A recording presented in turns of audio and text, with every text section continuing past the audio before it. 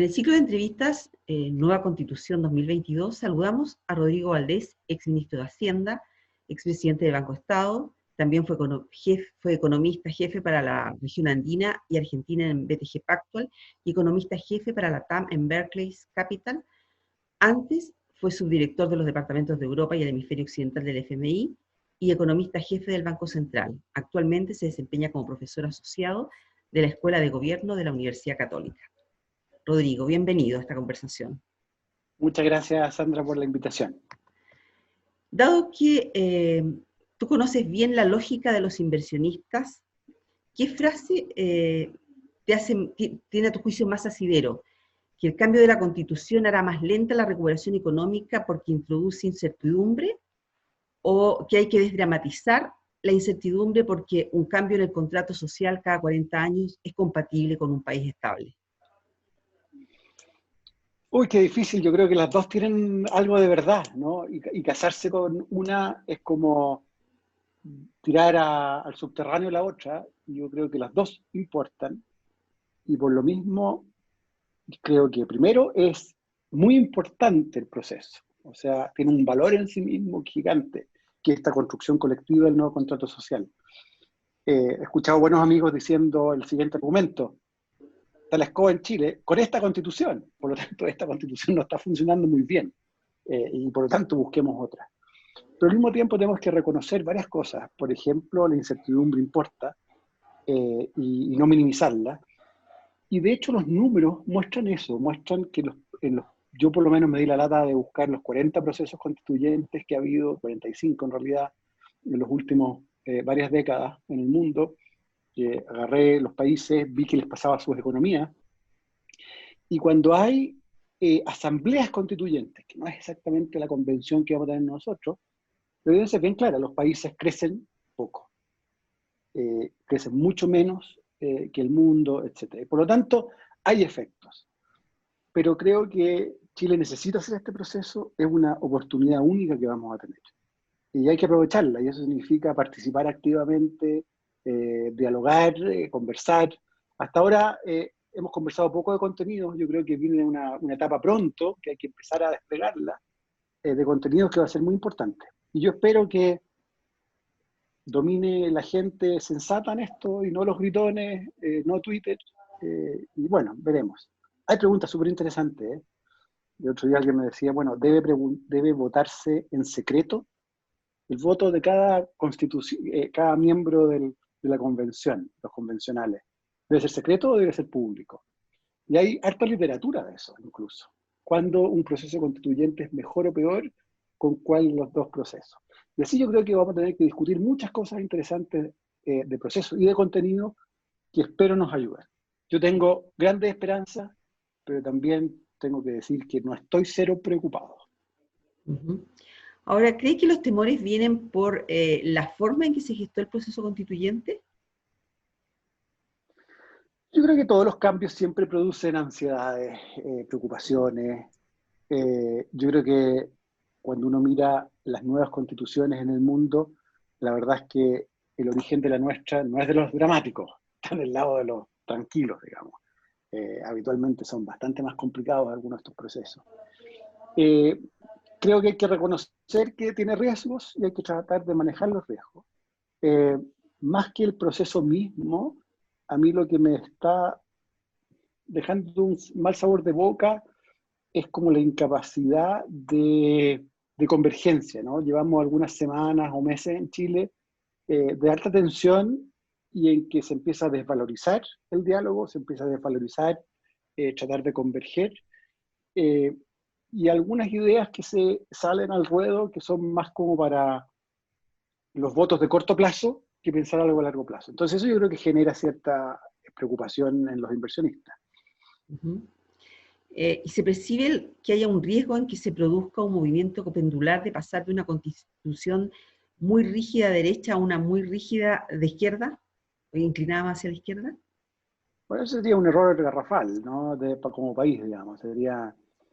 Yo siempre recuerdo que cuando era ministro en un ICARE, y por supuesto los empresarios estaban bastante enredados con esto del proceso constituyente de la presidenta Bachelet, les dije, miren, si la nueva constitución los deja a ustedes, como la izquierda ha sentido esta constitución, es que sería una pésima constitución. Y esta idea de la casa de todos, yo creo que hay que tomarla muy en serio. Tendría que ser un poco más minimalista en algunas dimensiones, lo que está bien. Nuestra constitución no es de las cortas del mundo, y si uno agrega las leyes orgánicas constitucionales, probablemente somos de las más largas del mundo. Y habrá que conversar. Yo creo que el tercio de veto, o los 2/3 necesarios, y el plebiscito de salida, son garantías muy importantes para incentivar o obligar a un diálogo que converja. Hoy día tenemos un derecho de propiedad muy blindado, porque se construyó en una constitución que se hizo en el contexto de donde había mucha preocupación de que no se produjeran las afectaciones a la propiedad que hubo en la Unidad Popular. ¿Afecta a las reglas del juego que se debilite demasiado esta propiedad, este derecho, en busca de ponerle otros como cortapisa? ¿O Yo se creo entiende que que, eso debiera ser así? no, yo creo que es bien importante ponerse de acuerdo en la centralidad del derecho de propiedad. Es uno de los numerales de la Declaración Universal de los Derechos Humanos. Si uno mira constituciones en el mundo, prácticamente todas, un porcentaje gigante, las más viejas no, y por más viejas me refiero a unas que tienen 300 años, todas hablan del derecho de propiedad. La gran mayoría de las constituciones de los países desarrollados más modernas, y por modernas de nuevo son decenas de años de este siglo, hablan de que si uno expropia tiene que pagar un valor justo, por ejemplo. Esas son cosas básicas. Yo creo que uno lo que no puede hacer es poner reglas que ex ante dejen la escoba, abren la puerta a formas de redistribución que no son parte del pacto social, sino que son más bien parte de un zarpazo de un momento. Entonces yo creo que no hay una contradicción entre dejar el derecho de propiedad no muy distinto. Sin embargo, creo que es muy importante hablar de los límites del derecho de propiedad cuando suceden, y es muy importante también hablar de la función social del derecho de propiedad. O sea, el derecho de propiedad existe incluso en la doctrina de la Iglesia para algo. No es per se una cosa que su responsabilidad termina ahí, sino que es para algo. Y esa función social, que incluso está en esta constitución actual, creo que se puede trabajar más, etc. Yo creo que por ahí no van a estar las tensiones más grandes. Yo creo que, incluso más, me atrevo a decir que lo más importante de la Constitución no es la parte que los abogados hablan de la parte como de la doctrina, ¿no? Que son como estos principios, sino que donde yo creo que se juega el partido, y el poco avance, es la parte más de las reglas de la política, la parte orgánica, ¿no? Que se llama parte orgánica. Vamos a tener presidencialismo, vamos a tener elecciones cada 4 años, vamos a tener partidos políticos que pueden mandar, vamos a tener elecciones de qué tipo. Yo creo que hoy día lo que está fallando brutalmente en Chile, y no es nada fácil de reparar porque hay muchos incentivos cruzados acá, es esa parte. De hecho, a mí me pasa una cosa divertida. Yo cuando partió este proceso, declaré además públicamente que yo estaba por la convención mixta. Y lo que he visto en los últimos meses me ha llevado a convencerme que ahora yo quiero una convención plenamente elegida. Porque creo que los incentivos que están viviendo, no es que sean buenas o malas personas los políticos que están hoy día, pero los incentivos que están recibiendo los llevan a actuar de una manera que no es necesariamente conducente al bien colectivo. Y por eso yo prefiero gente que no esté sufriendo esos incentivos que sufren hoy día. ¿Cuáles son esos incentivos? Bueno, reelegirse, lo primero es reelegirse, son incentivos a mucho individualismo. Está muy difícil poner de acuerdo a la gente, incluso dentro de los propios partidos. Y si se logra un acuerdo, se rompe inmediatamente. Siempre hay díscolos, en la izquierda y en la derecha. Hay que pensar por qué pasa eso. Hay temas, por supuesto, de creencias, de cuestiones más filosóficas detrás a veces, pero muchas veces yo creo que simplemente que las reglas del juego son para tratar de hablarle a tu 20% y y no hay una voluntad de agregación hacia juntar votos y hablarle al votante medio. Esta forma de elección, Sebastián Edwards ha mencionado esto, y es bien obvio, ¿no? ¿Qué pasaría si en un distrito se eligen 3, 4 diputados versus si se escogiera uno en un lugar un poco más chico, como es en Inglaterra, por ejemplo? En ese caso, el diputado ese le va a hablar a la gente más del centro hoy, no se va a ir a su nicho. Y así uno puede pensar en muchas reglas distintas que ayudan a la agregación de valor. Yo creo que, por ejemplo, los partidos políticos tienen un rol que se nos ha ido depreciando en Chile porque tienen poco poder. Yo no estoy 100% convencido, pero me he ido convenciendo una idea que se la aprendí primero a Nicolás Aguirre, como la importancia en Chile de votos por lista cerrada, como en Alemania, como en España. En que el escaño, al final, no es de Juanito Pérez, es del partido. Y uno vota por ideas, no vota por la persona. Y en ese caso, Juanito Pérez le hace caso al partido. Por supuesto, hay que tener una democracia interna en los partidos que hoy día no tenemos y habría que construirla mucho mejor. Hay mejores partidos, peores partidos en esto. Pero en el fondo, volviendo al tema más general, creo que el mundo del régimen político es central, porque las cosas no terminan en la Constitución, recién comienzan en la Constitución. Y es muy importante que la implementación de la política funcione.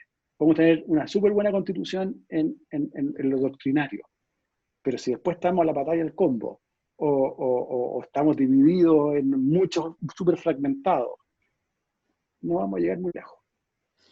¿Y esto implica, a tu juicio, entonces, devolverle a la ciudadanía y al juego electoral, al juego democrático, el definir en cada elección el modelo económico, por ejemplo, que se va a desarrollar? Si queremos estatizar la salud, se vota en un gobierno por estatizar la salud; si otro quiere privatizarla, se ve quiénes quieren votar por eso. Y que eso en definitiva vuelve a darle el poder también a la política de cómo diseñar el modelo de desarrollo. Yo creo que es bueno no dejar todo abierto y tratar de poner límites en esas discusiones y que la Constitución defina la cancha de juego. Pero esa cancha de juego tiene que permitir que si hay gente que quiere, por ejemplo, un seguro único de salud en Chile, esa gente es mayoría. Persistentemente, bueno, ese debería ser una posibilidad de hacer salud en Chile. Quizás se van a convencer que eso no nos lleva muy lejos y que la cantidad de plata que va a haber sube un poquitito, etcétera, ¿no? Entonces creo que hay temas... Pero es importante tener el derecho a probar. O sea, el derecho, digamos, de la siguiente lo siguiente: la cancha donde estamos jugando hoy día es demasiado estrecha. Y no solo por la Constitución. Yo creo que el Tribunal Constitucional ha sido muy interpretativo de las cosas y ha achicado la cancha. Y creo que es momento de tenerla un poco más amplia. Pero creo que es muy importante ponerse de acuerdo que este es un partido de cierto deporte, no otro, y que tiene reglas, o sea que también hay que conversar esas reglas. Entonces, de nuevo, una oportunidad. Yo creo que da lo mismo lo que piense uno mismo. Yo creo que lo que hay que preocuparse es que el proceso tenga estos elementos, logre cierta convergencia. Ahora, uno no se juega el modelo de desarrollo porque tenga un sistema de salud de un tipo o de otro. Yo creo que no veo muy poca gente pensando que en Chile no tenga que ser una economía de mercado capitalista, con propiedad privada, etcétera, ¿no? Eso como que está fuera de discusión, porque está directamente en la Constitución, quizá, pero sí tiene que haber elementos que del libre emprendimiento, que son muy importantes y que, de nuevo, están en las constituciones del mundo. No descubramos la pólvora, podemos copiar muy buenas cosas del mundo. Pero en cuanto a régimen político, ¿cuál crees tú que sería el más conveniente para reforzar la democracia hoy día? ¿Este hiperpresidencialismo debería ponerse de cortapisa? ¿Deberíamos tender hacia un régimen intermedio entre menos presidencialismo y algo más de parlamentarismo? tu pregunta tiene dos formas de contestarse. Voy a tratar de contestarla de las dos maneras. Una, como lo que yo pienso va a pasar, y una que es lo que me gustaría que pasara. ¿Okay? Parto por lo que me gustaría que pasara. Eh, Cuando yo veo que prácticamente todos los países desarrollados son parlamentaristas, tienen sistemas parlamentarios, eso me dice, ¿sabes qué? Probemos eso. Lo que tuvimos en Chile, que llamamos parlamentarismo, no fue parlamentarismo. Fue un enredo patagüino. Y por lo tanto yo me he ido convenciendo que un cambio radical de ese tipo sería muy útil, tomando en cuenta los riesgos de que no tenemos ninguna tradición sobre esto. Y por lo tanto quizá habría que dar un tiempo de preparación, no es tan fácil, pero me gustaría ese régimen. Pero creo que no va a pasar. Aquí me paso a mi sombrero más de analista, digamos, de la realidad de Chile. Creo que no está el horno para bollos para un cambio tan grande. Hay mucha gente muy inteligente y que respeto mucho que son fundamentalmente presidencialistas, y por lo tanto yo creo que vamos a terminar con una cuestión más a medio camino, un tema semipresidencial, con algunas cosas como tiene Perú, como puede tener Francia. Eh, Está el acuerdo famoso de CRN, que yo creo que es un buen texto para partir discutiendo. Así que yo predigo que vamos a tener un primer ministro con aprobación del Congreso y un presidente de la República que va a estar por sobre el bien y el mal, digamos, como una forma de organización. Ojalá resulte bien, pero creo que lo que estoy seguro es que el presidencialismo que tenemos hoy día, con la fragmentación partidaria que hay, y de ideas, hace muy difícil gobernar. Ahora, hoy se repite mucho también que los principios de focalización y progresividad del gasto y la responsabilidad fiscal están en entredicho. ¿Por qué cree que se han desvalorizado? Bueno, se han desvalorizado un poco porque no hemos tocado el agua caliente, no nos hemos quemado. Y las generaciones que sufrieron los caos previos empiezan a envejecer, ya no están, y las generaciones nuevas no tienen esa experiencia y creo que empiezan a sufrir. Ahora, creo además que es muy central separar dos cosas, separar la sostenibilidad fiscal de otros temas. Yo creo que es súper debatible el tamaño del Estado, súper debatible muchas cosas, pero creo que es re importante volver a machacar la idea de que la sostenibilidad fiscal es un problema de responsabilidad simplemente, no es de izquierda, no es de derecha, es de responsabilidad, de cuidado de las generaciones futuras. A mí me llama mucho la atención gente que quiere ser súper cuidadora del medio ambiente por buenas razones de sostenibilidad de las próximas generaciones, y al mismo tiempo dice, lo fiscal me importa un pepino. Y también al revés, yo creo que van con un poquito de la mano. Es una visión de que nuestros nietos, nuestros bisnietos, tienen derechos que tenemos que cuidar hoy día. Y eso es sostenibilidad fiscal. Creo que tenemos que trabajarla más, pero hay cosas que nos ayudan. Yo a veces uso el ejemplo de Jorge Sharp, que es bien puntúo en altas dimensiones. Pero cuando Jorge Sharp entra al alcalde de Valparaíso, hace un recorte presupuestario, porque se da cuenta que no alcanza la plata nomás.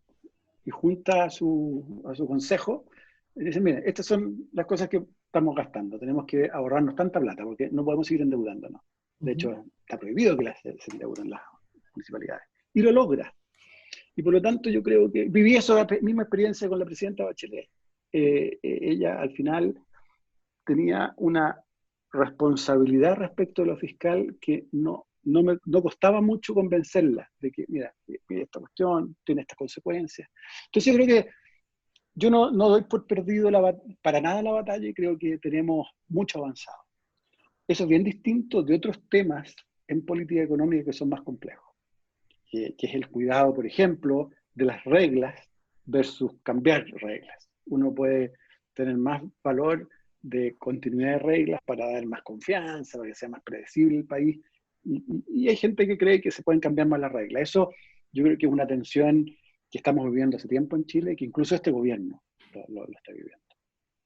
Ujú. Ahora, pero a la luz de la opinión pública, a veces parecía que la responsabilidad fiscal se usaba como un argumento oportunista, porque a veces es importante y a veces no es tan importante. Yo creo que siempre es importante, lo que significa, sin embargo, que hay que usar la flexibilidad fiscal con disciplina. Yo creo que la regla de balanza estructural nos sirvió, nos quedó estrecha de repente, eh, pero déjeme ponerlo de esta manera. Este año Chile ha anunciado gastos nuevos que son comparables a los de muchos países desarrollados. México y Colombia, que tienen un poco más de deuda que nosotros, no son países así que sean extremos en lo fiscal, no han logrado hacer mucho, porque no se atreven, porque no pueden, porque no tienen, si piden demasiado prestado, las tasas de interés suben. Entonces creo que hay que hacer más pedagogía respecto de esto, de por qué es tan importante. El rector de la Universidad Católica me decía una vez, tiene que tratar de construir un argumento más entendible, porque la verdad es que el ciudadano promedio no le entiende a usted, economista, por qué esto es importante. Y tiene toda la razón al final. Y yo he empezado así como a construir ejemplos. Y un ejemplo súper simple es la tasa del crédito hipotecario que tienen acceso los chilenos. ¿Cuánto podría subir? ¿Cuánto es la tasa de crédito hipotecario que acceden en Colombia? ¿Cuánto es la que acceden en Brasil? En Brasil no hay, a 20 años. En Colombia es 2-3 puntos porcentuales más alto. Entonces esa es la tensión que tenemos que discutir. Podemos endeudarnos mucho más, chasconearnos, pero tiene esa consecuencia. Yo creo que esa pedagogía creo que los economistas tenemos que hacerla mucho mejor y mucho más informado, porque tampoco se trata de exagerar. Yo creo que en parte estamos sufriendo que algunos, por exagerar, los puntos nos dejan mal. Si se Uy, pero produce estoy...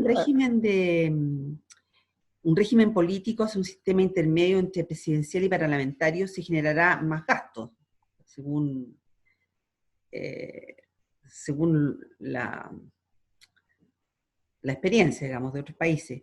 Esto sobre todo porque probablemente se va a entregar algo de esto de la exclusividad, de la iniciativa de gasto exclusiva del presidente, se va a tener que repartir. ¿Implicaría eso tener que cambiar, por ejemplo, la ley de responsabilidad fiscal?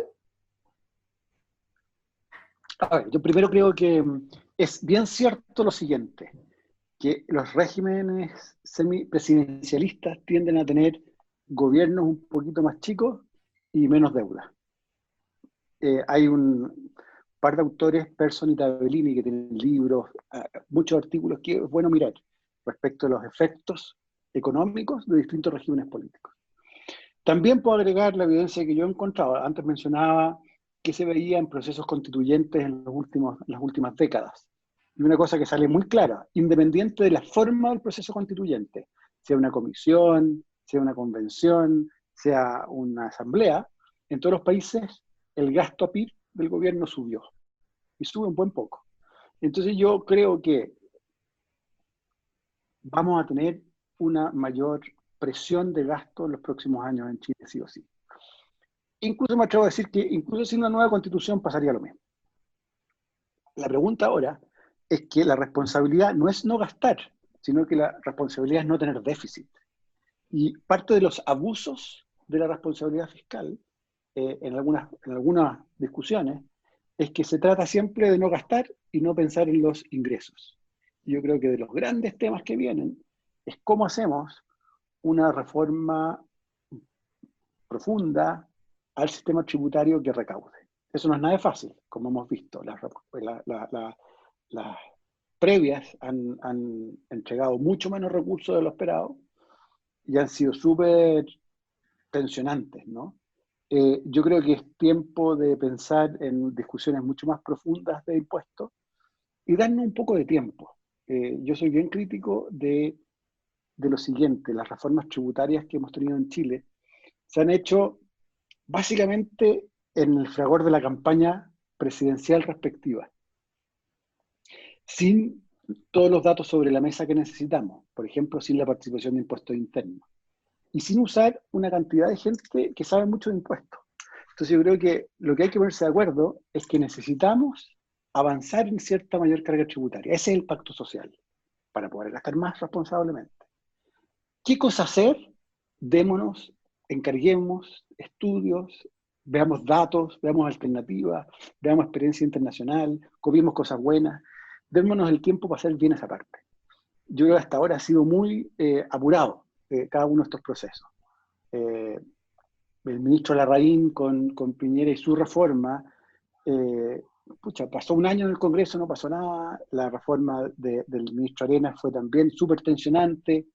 Creo yo que es tiempo de acordar los grandes objetivos y después buscar las tuercas y los tornillos que nos lleven para allá. Y con un poquito más de calma. Pero sin duda hay que hacerlo. Si uno mira la experiencia de países como Australia, Nueva Zelanda, incluso Canadá, ellos tenían cargas tributarias o parecidas o un poco más altas que las nuestras cuando tenían nuestro nivel de PIB per cápita. En realidad, hace 10 años nuestro. Y de alguna manera lograron subir estas cargas 5 o 8 puntos dentro de un nuevo pacto social. Eso hay que construirlo, es parte de lo que sale después de la Constitución y es muy importante de hacer. Ahora, esto no garantiza nada, porque en el sentido siguiente, hay países en la región que tienen cargas tributarias mucho más grandes que las de nosotros. Brasil y Argentina tienen 30-35%. Y ahí es donde se ve la irresponsabilidad fiscal, cuando uno tiene esa carga tributaria, pero se gasta un montón de plata pagando intereses de la deuda que tiene, y por lo tanto puede destinar a educación lo mismo que destinamos nosotros, la verdad es que no avanzamos nada. Entonces es muy importante mantener mucho cuidado con la parte fiscal, de manera que en el mediano plazo no tengamos que gastarnos plata, excesos de plata, en pagar intereses. ¿Y podemos aguantarnos estos 2 o 3 años que faltarían como hacer esta reforma tributaria bien hecha y ya como resuelto todo el tema del cambio constitucional para hacer una reforma tributaria? Sí, ¿Tenemos yo creo que combustible suficiente? Sí, yo creo que tenemos el espacio. Por suerte no tenemos tanta deuda todavía, pero está subiendo a un ritmo muy rápido.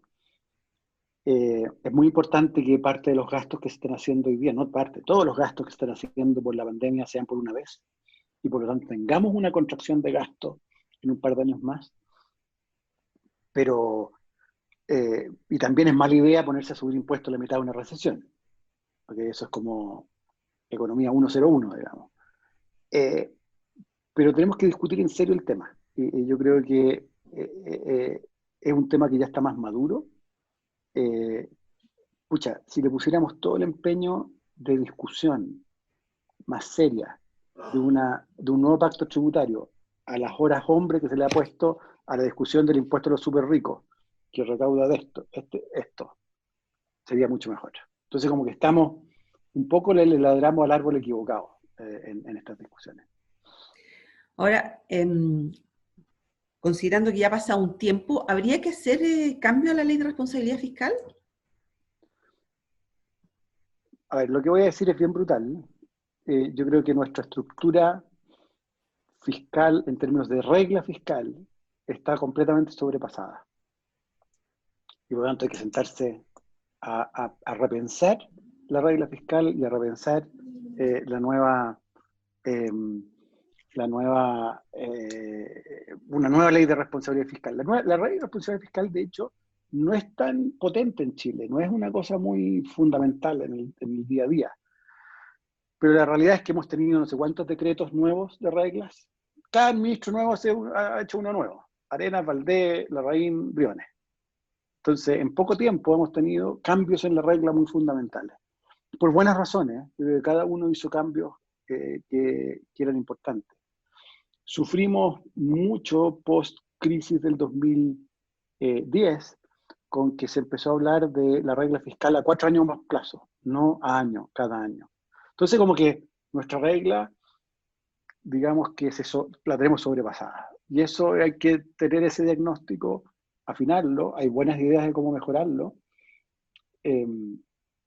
pero y vamos a tener que repensar. Y por lo tanto, la ley de responsabilidad fiscal, que básicamente obliga al gobierno a tener una proyección y una medición de balance estructural, va a haber que también apretarla en algún momento. Ahora, recuperar también la credibilidad de esta regla fiscal pasa, supongo, por mejorar la transparencia con que se fijan estos parámetros para determinar el gasto fiscal. ¿O tú Pero no es crees que han solo sido eso, suficientemente transparentes? que no es solo eso. A ver, qué sé yo, en el 2009 hubo un problema de parámetros más complejo. Yo creo que de ahí para adelante no es un tema de parámetros y de transparencia, más bien es un tema de, primero, una regla muy complicada, difícil de rehacer por un analista. Pero más importante que eso es que hemos tenido movimientos en los parámetros estructurales que son brutales. Primero al alza y después a la baja. Y ahí nunca pensamos ex ante muy bien cómo debía reaccionar la política fiscal cuando pasaba eso. Una cosa es cuando los parámetros están fijos, y ahí la regla opera súper bien. Las cosas transitorias, si son para arriba se ahorran, si son para abajo uno se gastan, se sobreendeuda el país. Pero cuando la base se está moviendo tanto, cuando lo estructural se está moviendo, nos produce un problema grande. De hecho, me tinca que se va a hacer una gran discusión hacia fin de año. Por suerte el precio del cobre ha subido un poco y por lo tanto el parámetro de cobre va a alivianar otra parte, que es que el PIB potencial va a ser más bajo y el nivel de PIB potencial va a ser más bajo. Entonces, de nuevo, estas cosas se han ido estudiando y hay harto escrito, pero nuestra regla es insuficiente, definitivamente, para la complejidad que enfrenta la política fiscal en el día a día. Ahora, con todo, si uno mira, por ejemplo, la historia de los países exportadores de materias primas en los últimos 20 años, y Chile, y ve qué le pasó al déficit fiscal, es bien interesante ver que Chile ahorró un poquito más en los tiempos de vacas gordas, gastó un poquito más en los tiempos de la recesión del 2009. Todos se recuperaron 2012, 2013. Y de ahí para adelante, todos empeoraron muchísimo. Pero Chile empeoró mucho menos en su déficit fiscal promedio que el resto de los países exportadores de commodities. O sea, algo produjo la regla también, algo produjo la reforma tributaria, algo produjo el esfuerzo de contención para no tener la dinámica de deuda que tienen otros países, que es mucho más complicada. Uh-huh. Ahora, a tu juicio, ¿cuáles son los pros y los contras de que la iniciativa exclusiva del presidente de la República en materia de gasto? No volví a hacer la pregunta, porque antes me preguntaste si eso se iba a perder. Ahora, yo estoy estudiando los temas con otro grupo de personas y todavía no quiero como súper adelantar discusiones, pero déjame simplemente contarte que cuando uno conversa con gente de centroizquierda que sabe de los temas constitucionales, tienen una percepción muy fuerte de que en un sistema futuro, semipresidencial incluso, la iniciativa exclusiva sí debiera seguir siendo del Ejecutivo. Porque hay que tener un responsable.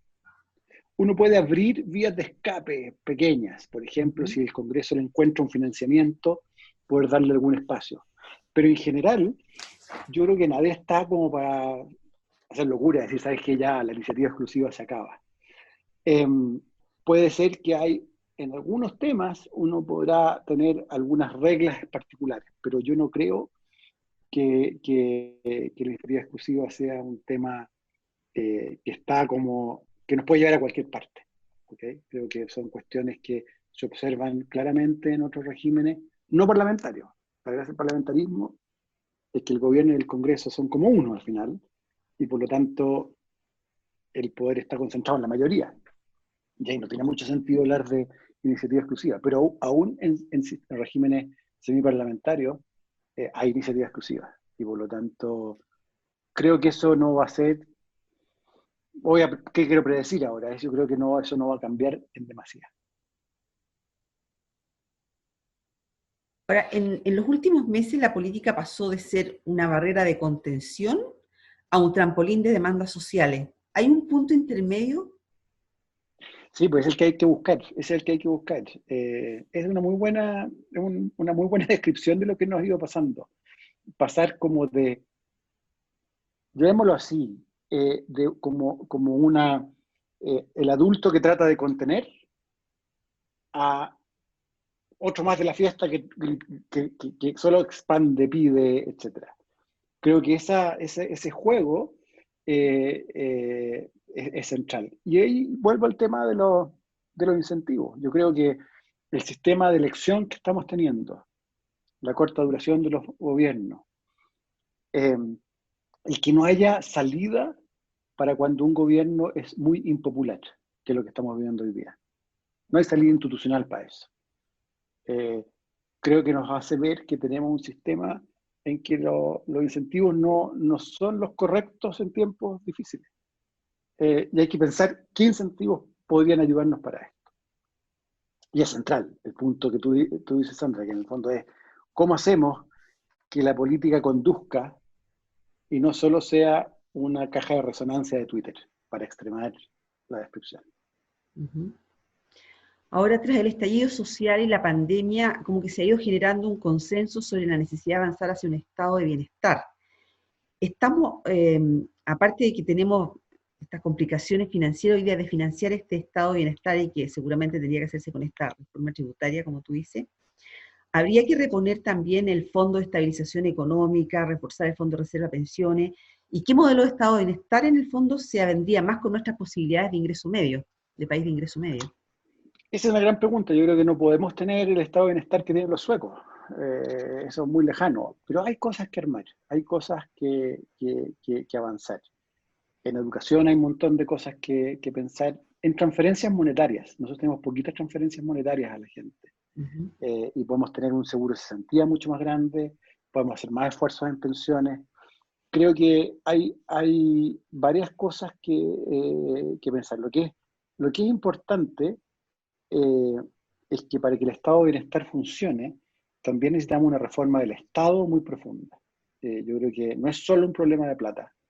Mi impresión, después de haber pasado por el Estado, pero especialmente viendo al Estado estresado con el COVID, eh, creo que no da el ancho nomás, no es efectivo. Entonces, está el tema del tamaño, pero está también el tema de cómo uno hace que el Estado eh, sea suficientemente flexible, sea suficientemente fuerte en términos no de tamaño, sino que de poder entregar lo que se le pide.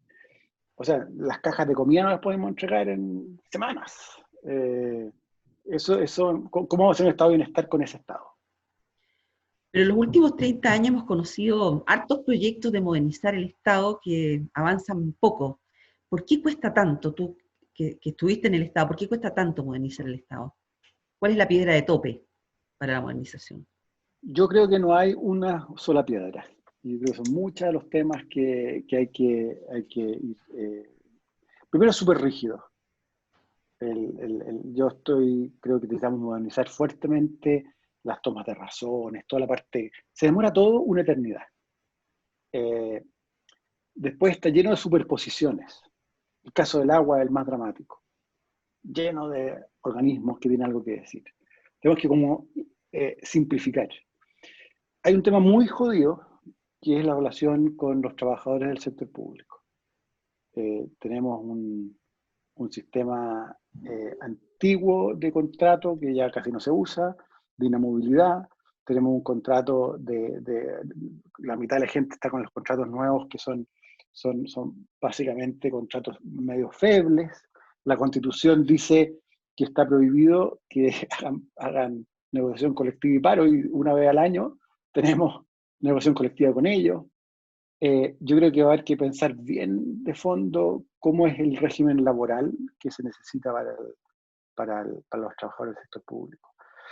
Y eso mismo me lleva también a que tiene que haber mucho más flexibilidad interna. O sea, nosotros somos muy rígidos en que las plantas de un ministerio están fijas y una persona que está en un servicio no puede ir a trabajar a otro servicio por un tiempo. Creo que, de nuevo, necesitamos, para tener más efectividad, eh, ser mucho más flexible. Esto se ha hecho en otras partes. Hay países que tenían estados mucho más enquilosados y los fueron mejorando. Pero lo que hay que reconocer es que no es fácil. para nada esta cuestión. Los gremios son, por buenas razones, cuidan sus socios, digamos. Entonces, ¿cómo hacerlo? Creo que es un proceso que nos va a tomar tiempo, pero creo que hay que empezar a hablar, por ejemplo, que el Estado sea eficiente. Quizás uno de los principios constitucionales secundarios, pero un principio debiera ser la eficiencia del Estado. Debiese ser también la sostenibilidad de las finanzas públicas.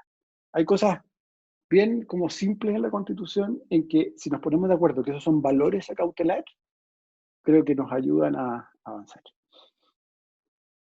Ahora, pero se requiere una reingeniería en la institucionalidad del Estado, más allá de que haya o no haya un cambio de constitución. Sí, o sea, absolutamente.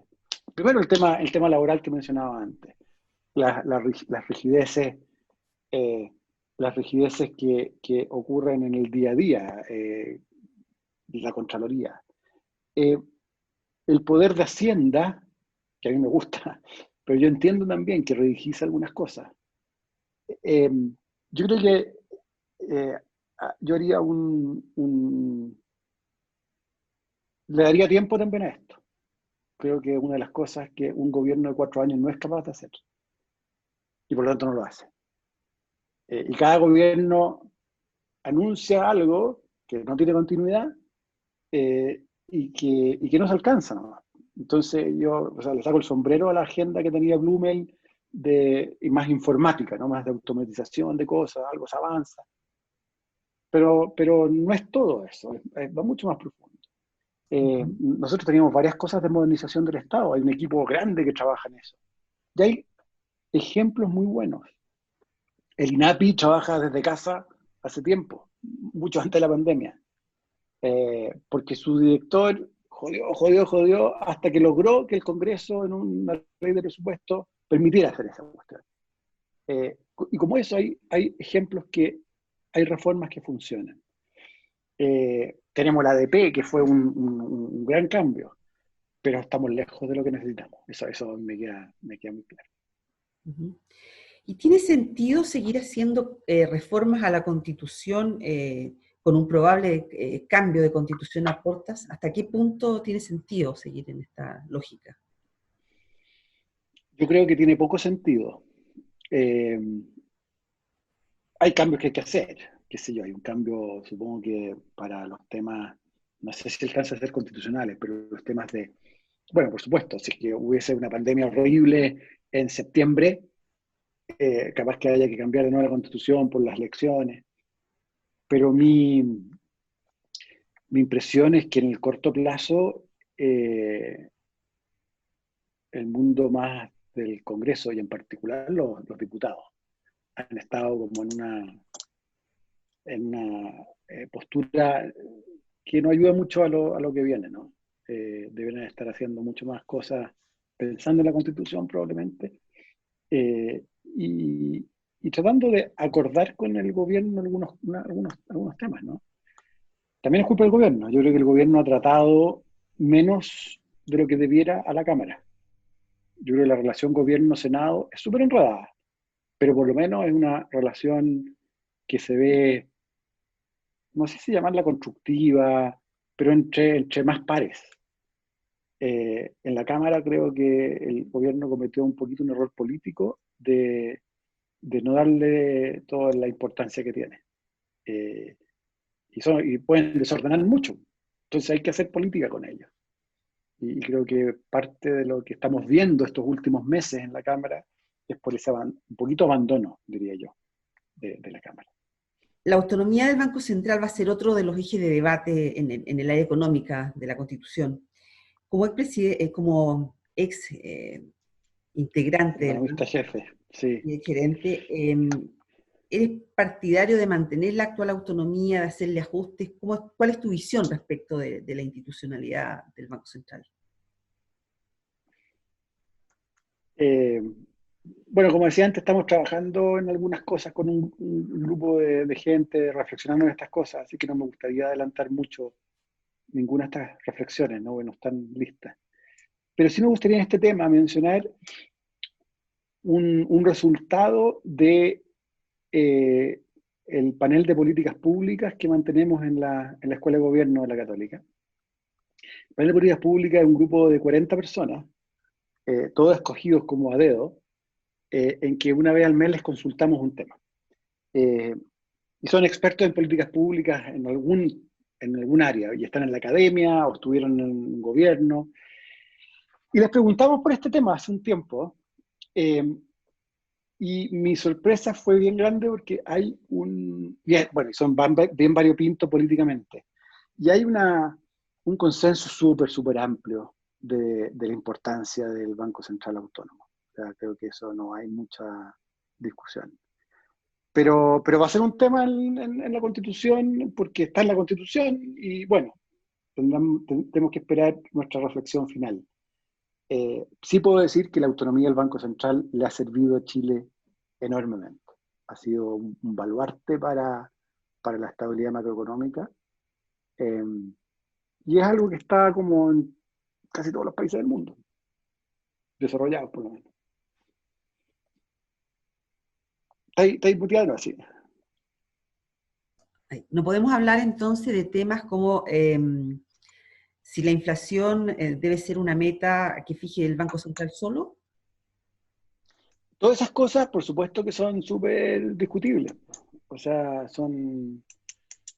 qué sé yo, hay países donde el Ejecutivo con el Banco Central acuerdan una meta. Ahora, ¿hace mucha diferencia eso al final del día? ¿Qué países lo hacen? ¿Y cómo lo han hecho los países que tienen eso? Fijan una meta y esa meta nunca más se mueve.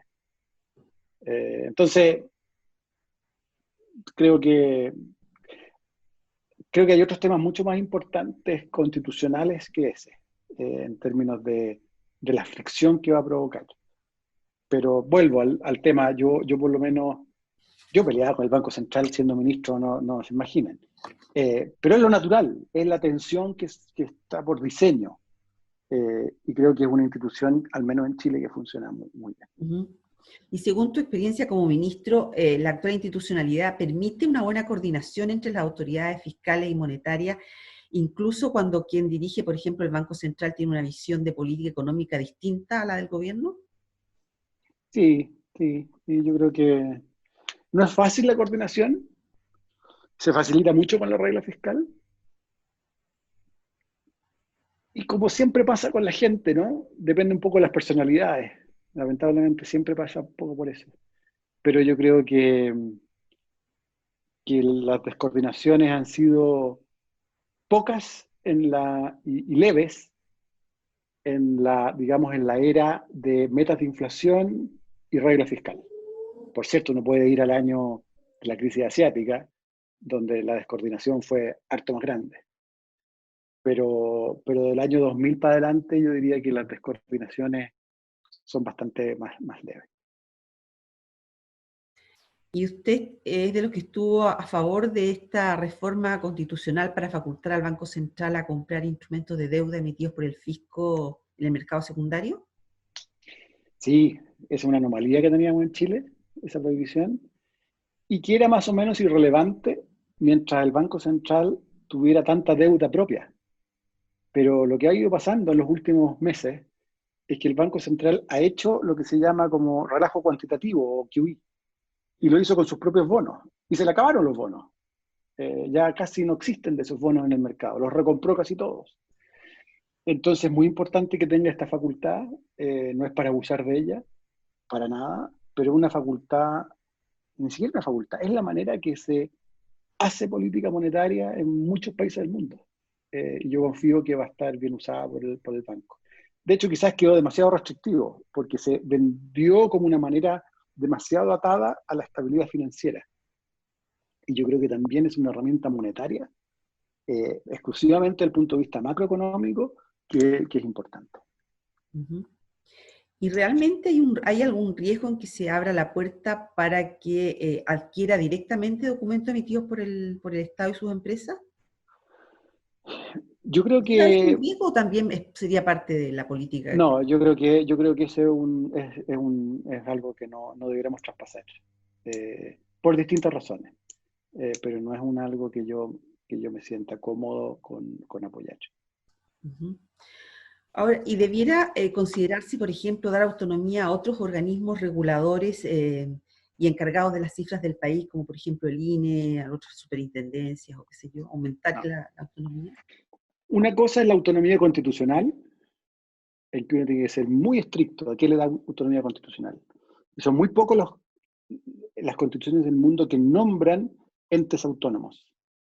Entonces tenemos que ser cuidadosos en esto. Otra cosa distinta es que en el día a día uno querría ciertos niveles de independencia y autonomía de distintos organismos. Por ejemplo, el INE. Pero la naturaleza de por qué tiene autonomía un instituto de estadística versus un banco central son muy distintos.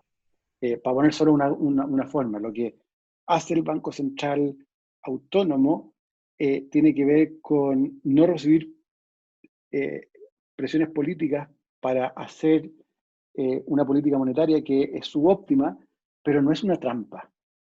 Para el banco, para el INE necesitamos una protección que es más tenue, ¿no? Porque es como para no hacer trampas en los datos. Y eso es otra cosa, ¿no? Y para eso, entonces, son teóricamente fenómenos distintos. En cualquier caso, yo tengo la convicción de que es muy importante tener ciertos organismos autónomos, pero también que tienen que dar cuenta. Y ahí yo creo que el Congreso tiene una pega irreemplazable y no sé si la hacen como siempre debiera. Sí. Rodrigo, ¿hay algún otro tema que te gustaría tocar y que no hayamos mencionado en esta conversación? No, estamos súper, y además me están tocando el timbre en este momento, que vienen a dejar un balón de gas chiquitito. Así que muchas gracias, Sandra. Ok, Rodrigo, gracias a ti por tu tiempo y por esta conversación. Así que hasta Chao, pronto. chao. Veremos. Nos vemos.